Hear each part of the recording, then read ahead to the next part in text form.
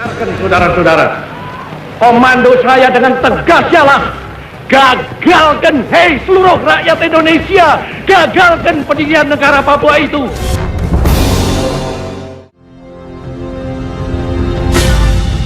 Presiden Republik Indonesia Insinyur Soekarno dengan semangat yang berkobar telah mengumandangkan Tri Komando Rakyat atau lebih dikenal sebagai Trikora.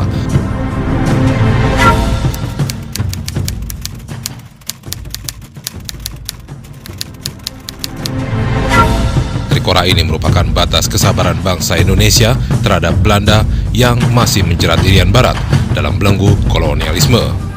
Upaya diplomasi Indonesia senantiasa mengalami jalan buntu karena Belanda memang tidak beritikat untuk mengembalikan Irian Barat kepada Indonesia. Belanda bahkan semakin meningkatkan kekuatan militernya di wilayah tersebut. Sikap keras kepala pihak Belanda mendapat reaksi perlawanan dari Indonesia karena kemerdekaan yang diperjuangkan oleh para pahlawan dengan darah dan air mata serta jiwa dan raganya adalah kemerdekaan untuk seluruh wilayah Indonesia dari Sabang sampai Merauke, sehingga ketika sampai tahun 1960 status Irian Barat masih menjadi satu-satunya wilayah NKRI yang berada dalam genggaman kolonialis, maka bangsa Indonesia akhirnya bertekad untuk menempuh segala macam cara demi mengembalikan secepatnya Irian Barat ke dalam pangkuan Ibu Pertiwi. Oleh karena masih ada salah satu wilayah daripada Republik Indonesia diduduki oleh pihak asing, oleh karena salah satu wilayah daripada Republik Indonesia masih belum merdeka, maka kita anggap sebagai satu kewajiban yang keramat untuk memasukkan daerah yang masih diduduki oleh pihak asing itu ke bawah kekuasaan Republik Indonesia.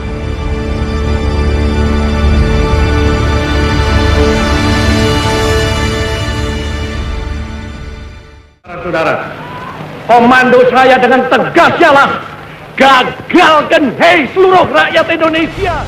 Trikora akhirnya menjadi sihir dan sumbu yang memicu terbakarnya api nasionalisme seluruh rakyat Indonesia di berbagai pelosok Nusantara, termasuk dalam tubuh Angkatan Perang Republik Indonesia. Presiden Soekarno selaku Panglima tertinggi Angkatan Perang membentuk Komando Mandala dengan Panglimanya Mayor Jenderal TNI Soeharto yang membawahi Angkatan Darat Mandala, Angkatan Laut Mandala, dan Angkatan Udara Mandala. Angkatan Perang Republik Indonesia menyiapkan strategi untuk melemahkan kekuatan militer Belanda di wilayah Irian Barat dengan cara menyiapkan kantong-kantong gerilya di wilayah tersebut melalui operasi-operasi infiltrasi oleh seluruh matra, termasuk Angkatan Laut Republik Indonesia dengan mengerahkan unsur kekuatan lautnya diantaranya RI Macan Tutul, RI Harimau, RI Macan Kumbang, dan RI Singa. Keempat kapal perang Republik Indonesia ini adalah jenis motor torpedo boat atau MTB kelas Jaguar buatan Jerman Barat dengan kemampuan menembakkan torpedo anti kapal permukaan. Namun sebagai pihak yang kalah dalam Perang Dunia Kedua, Jerman Barat dilarang memproduksi senjata strategis seperti torpedo, sehingga torpedo untuk kapal-kapal kelas Jaguar ini diproduksi oleh Inggris. Negara-negara Eropa Barat sebagian besar adalah anggota NATO, termasuk Inggris dan Belanda, yang menentang kebijakan konfrontasi dan kampanye militer Indonesia terhadap Belanda dalam rangka merebut Irian Barat. Akibatnya, NATO melakukan embargo persenjataan terhadap Indonesia, termasuk torpedo untuk kapal MTB Jaguar Al-Ray. Oleh karena itu, ketika Al-Ray menerima kapal tersebut dari Jerman Barat tahun 1959, kapal ini dalam keadaan tanpa torpedo. Untuk kebutuhan pertahanan, kapal MTB tersebut hanya dilengkapi meriam anti pesawat jenis Bofors kaliber 40 mm. Namun demi tugas negara, kapal-kapal MTB ini tetap dilibatkan dalam beberapa operasi Al-Ray, termasuk dipersiapkan dalam operasi infiltrasi ke Irian Barat. Unsur MTB mendapatkan tugas untuk menyusupkan 100 orang pasukan gerilya Angkatan Darat yang terdiri atas putra-putra asli Irian Barat. 100 prajurit yang akan disusupkan ini akan disebar pada 4 kapal MTB di sekitar perairan Dobo. Mereka terlebih dahulu diberangkatkan dengan pesawat militer ke Letvuan, Maluku.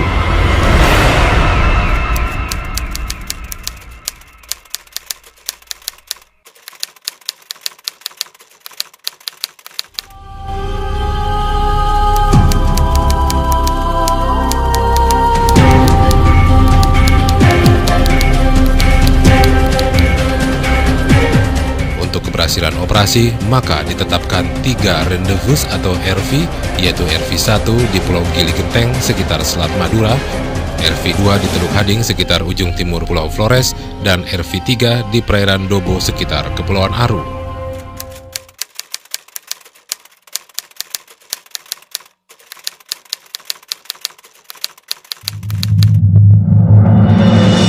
Setibanya di RV3, unsur kapal MTB bertemu dengan RI Samratulangi, sebuah kapal tender kapal selam ALRI yang membawa 100 gerilyawan Angkatan Darat untuk diikutkan di RI Macan Tutul, RI Harimau, dan RI Macan Kumbang.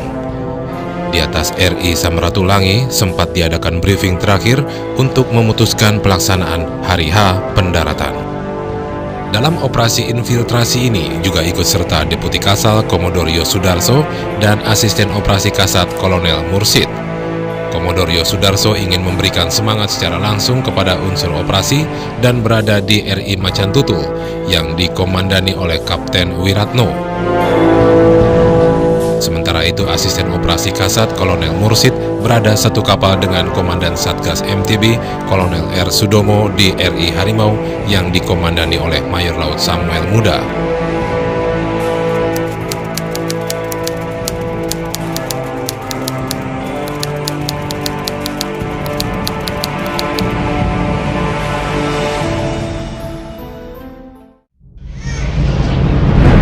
Namun di tengah perjalanan, ketiga kapal tersebut dipergoki pesawat intai maritim Belanda jenis Neptune pada pukul 21.05 pada jarak 59 mil. Pesawat tersebut kemudian menginfokannya ke kapal perang Belanda yang tengah berpatroli di perairan selatan Irian Barat, yaitu destroyer kelas Province HRMS Utre, fregat HRMS Everston, dan korvet HRMS Kortenaer.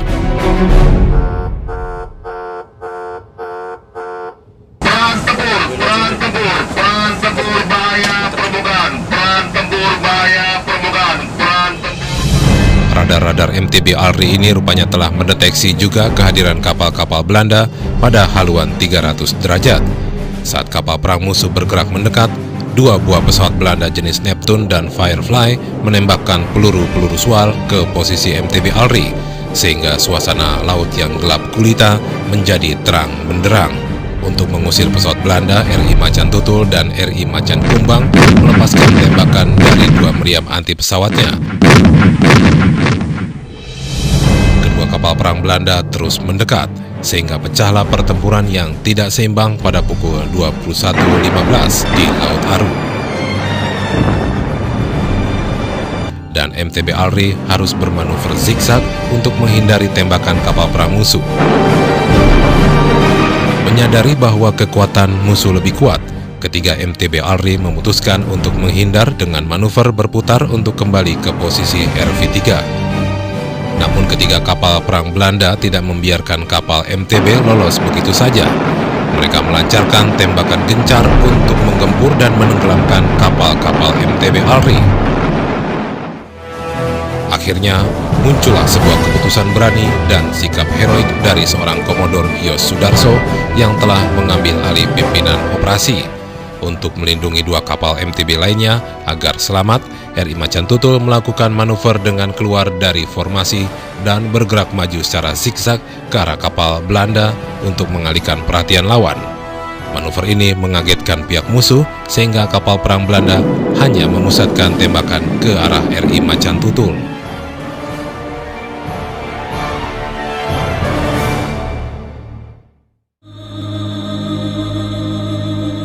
Kobarkan terus semangat pertempuran.